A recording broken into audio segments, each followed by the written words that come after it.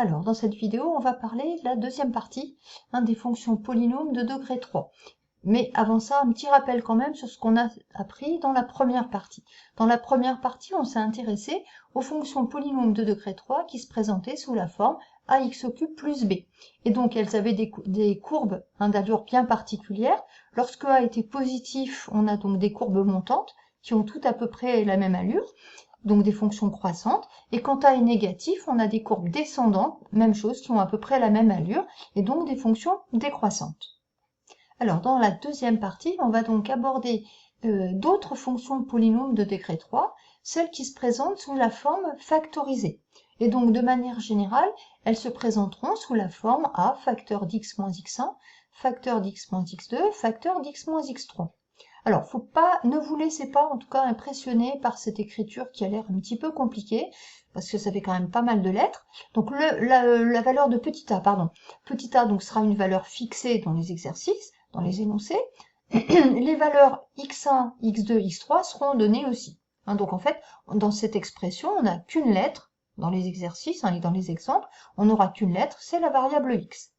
Donc ça, c'est la première chose. La deuxième chose, on peut se demander un petit peu, mais comment est-ce qu'on est sûr qu'une telle expression va me donner un polynôme de degré 3, donc des x au cube? Il suffit de regarder sans effectuer le développement complètement. Si on multiplie cet x, l'x de la première parenthèse par l'x de la deuxième, x fois x, ça fera x au carré, puisqu'on les multiplie, et x au carré fois x, ça fera x exposant 3. Donc on aura bien des x au cube. Donc on est bien dans le cadre de ce qui nous intéresse, à savoir les polynômes de degré 3. Par contre, à l'inverse de ce qu'on avait dans la première partie, si on continuait notre développement, on obtient des x carrés et des x. Donc c'est bien une partie nouvelle, on n'avait pas traité ces situations-là dans la partie grand 1. Donc maintenant, on va regarder plus précisément à travers des exemples à quoi ressemblent les courbes de ces fonctions polynômes de degré 3 sous forme factorisée, et on va le faire avec GeoGebra. Alors, premier exemple, je vais choisir a est égal à 1,5, x1 est égal à 1, x2 égale à 2, x3 égale à 4. Donc, de manière plus parlante, ça signifie, si vous voyez à gauche, que f de x est égal à 1,5, facteur d'x moins 1, facteur d'x moins 2, facteur d'x moins 4. Donc, elle est bien donnée sous forme factorisée. Et donc, vous reconnaissez les valeurs 1, 2 et 4 dans les parenthèses. Maintenant, voilà l'allure de la courbe d'une telle fonction. Donc, ce qu'on peut remarquer, ce qui est assez frappant tout de suite, c'est que la courbe va couper l'axe des abscisses en 3 valeurs, 1, 2 et 4, et on remarque justement qu'elles correspondent à x1, x2 et x3. Donc, elles correspondent aux 3 valeurs que l'on avait dans les parenthèses. Alors, maintenant, si je change petit a, je vais mettre par exemple un petit a est égal à moins 1,5. Donc, on voit tout de suite déjà que l'allure a été renversée. Tout à l'heure, on avait une courbe qui était montante, descendante, montante. Maintenant, c'est l'inverse. On a descendante, montante, descendante. Le fait d'avoir changé A en un nombre négatif a renversé la courbe. En revanche, comme je n'ai pas changé les valeurs d'x1, d'x2, d'x3, je n'ai pas changé les intersections de la courbe avec l'axe des abscisses, qu'on retrouve encore à gauche. F de x, cette fois-ci, c'est plus 1,5 facteur d'x moins 1, x moins 2, x moins 4, c'est moins 1,5, facteur d'x moins 1, x moins 2, x moins 4. Donc, l'allure de la courbe s'est renversée parce que A a changé son signe. Par contre, les intersections n'ont pas changé. Donc, il semblerait que, en fait, si vous voulez, les valeurs de petit a, dès l'instant où a est différent de 0, n'influent pas sur l'intersection de la courbe avec l'axe des abscisses. Donc, je vais repositionner moi sur 1,5, voilà, par exemple. Et donc, en revanche, je vais regarder un petit peu, on va regarder ensemble, si on fait varier x1, x2, là j'avais pris 3 valeurs différentes. Maintenant, si par exemple x1 et x2 sont tous les deux égaux, mettons à 2. Et là, je me rends compte que finalement, la courbe ne va couper l'axe des abscisses plus que 2 fois, en 2 et en 4, qui sont encore les 2 valeurs que l'on retrouve dans nos parenthèses. On a bien 3 parenthèses, mais comme on a 2 fois la même, ça nous fait 2 valeurs, 2 et 4, qu'on retrouve à l'intersection. Et dernière situation, pour avoir passé tous les cas possibles en revue, eh bien c'est la situation où les 3 valeurs x1, x2, x3 sont égales à 2. Là, je m'aperçois que la courbe ne coupera l'axe des abscisses qu'une seule fois, et elle la coupe en la valeur 2, précisément la valeur que vous lisez dans vos parenthèses.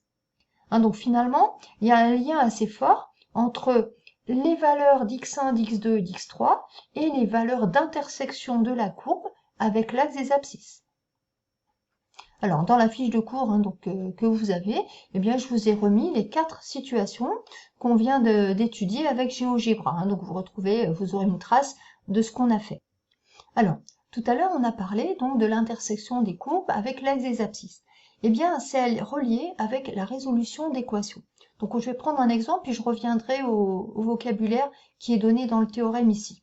Je prends le premier exemple qu'on a vu avec GeoGebra, c'était 1,5 facteur de x-1, facteur de x-2, facteur de x-4. Et donc, je me propose de résoudre l'équation égale à 0. Donc, on a le 1,5 qui peut nous gêner. Donc, en fait, on peut se dire eh bien qu'on va diviser à gauche et à droite par 1,5. Donc, 1,5 divisé par 1,5, ça fait 1. Donc, finalement, il va nous rester, on n'aura plus de coefficient devant la parenthèse, x-1, facteur d'x-2, facteur d'x-4, et 0 divisé par 1,5, ça fait 0. Donc cette équation, là, il y a longtemps que vous savez résoudre. Donc on va dire x-1 égale à 0, ou x-2 égale à 0, ou x-4 égale à 0. Donc x-1 égale à 0, ça nous fait x est égal à 1. x-2 égale à 0, ça fait x égale à 2. Et x-4 égale à 0, ça fait x égale à 4. Et en conclusion, ce qu'on dit, c'est les solutions, vous vous rappelez des conclusions que l'on note, pardon. Donc les solutions de l'équation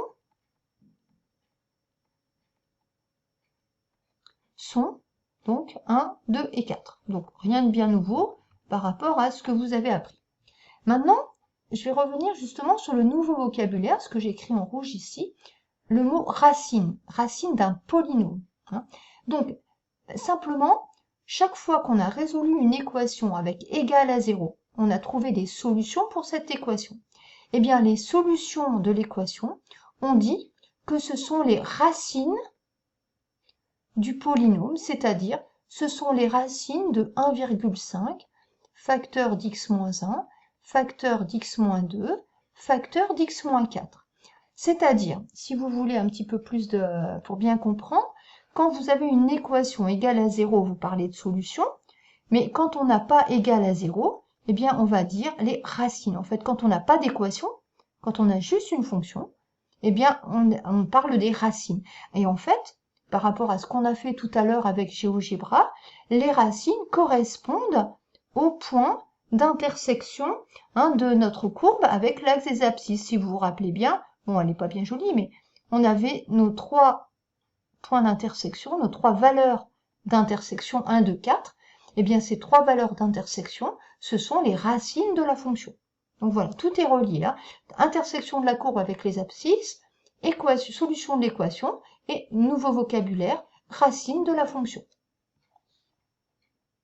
Alors, dans les exemples que je vous ai mis sur la fiche de cours, vous retrouvez exactement ce qu'on a fait avec GeoGebra. Donc, le premier exemple, c'est celui que j'ai traité précédemment bien en détail. Le deuxième exemple, il correspondait à la situation où on avait x-2 facteur d'x-2 facteur d'x-4. Donc, notre équation, on va dire, elle a 2 solutions, 2 et 4. Le polynôme a 2 racines. Et la courbe coupe 2 fois l'axe des abscisses. Donc, ces 3 façons de s'exprimer disent la même chose.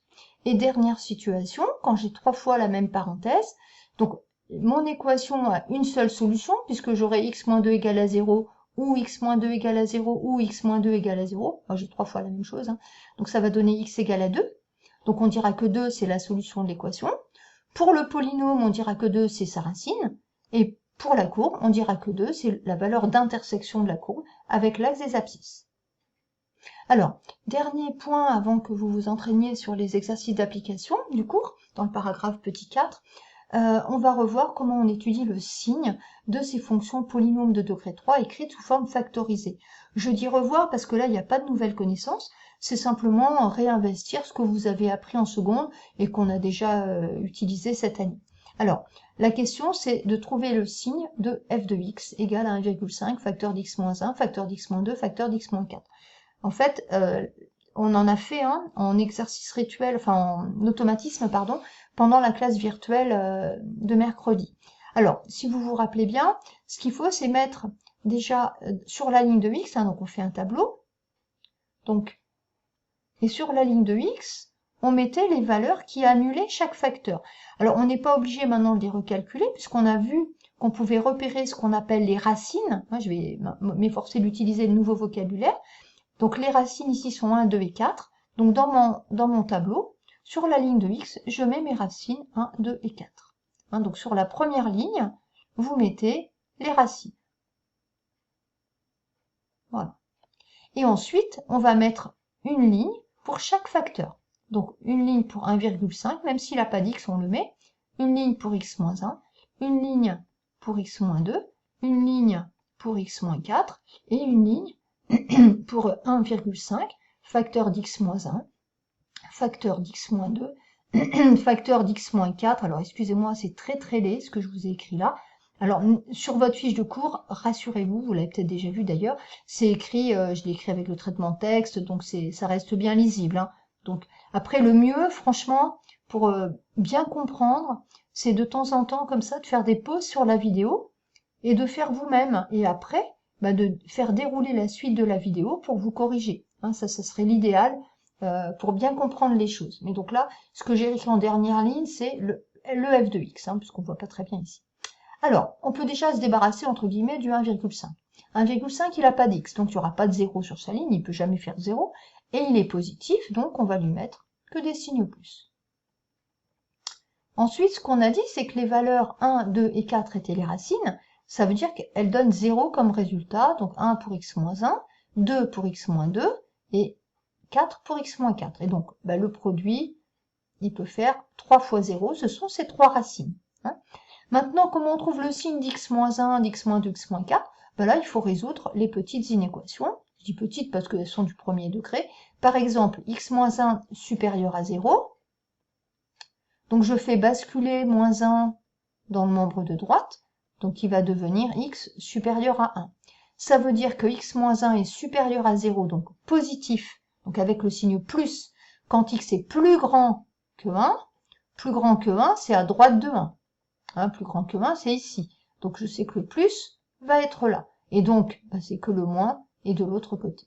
Et on fait la même chose, hein, je ne vais peut-être pas le faire, c'est exactement la même chose. Faites-le vous sur votre feuille. Hein, x-2 positif, on trouve x supérieur à 2 et on aura le même schéma. x-4 positif, c'est un x ici, décidément, j'espère que vous arriverez à me lire. Donc, x supérieur à 4. Et donc, on a vraiment la même situation. Donc, en fait, les moins sont à gauche de mes zéros. Voilà. Mais n'hésitez pas, encore une fois, vous, à tout détailler pour bien vous retrouver. Ne cherchez pas à aller trop vite. Hein. C'est pas parce que moi, je mets pas des tailles que vous n'en mettez pas. Vous faites, comme je disais tout à l'heure, une pause sur la vidéo. Vous faites vos petites étapes tranquillement. Et puis après, vous vérifiez. Maintenant, la règle des signes. Plus par moins, ça fait moins. Par moins, plus. Par moins, ça fera moins. Et là, moins par moins, ça fera plus. Plus par moins, ça fera moins, et que des plus, ça fera plus. Et donc là, on a établi le tableau de signes, donc on a étudié le signe de notre fonction f de x. Hein, donc tout ça, on a pu le mettre en œuvre parce qu'on est dans une situation où la fonction est déjà factorisée. D'accord? Donc attention quand même, hein, cette méthode, tout ce qu'on fait dans ce paragraphe grand 2 n'est valable que si on a une factorisation, donc sous l'écriture a facteur d'x moins x1, x moins x2, x moins x3. Donc voilà, donc là, on a terminé le cours sur les fonctions polynômes de degré 3, donc deux types à bien connaître, ax au cube plus b, et a facteur d'x moins x1, x moins x2, x moins x3. Donc il vous reste le dernier petit paragraphe, c'est le petit 4, exercice d'application du cours. Donc là, je vous le laisse faire, je vous mettrai une petite vidéo d'aide à part si vous avez besoin.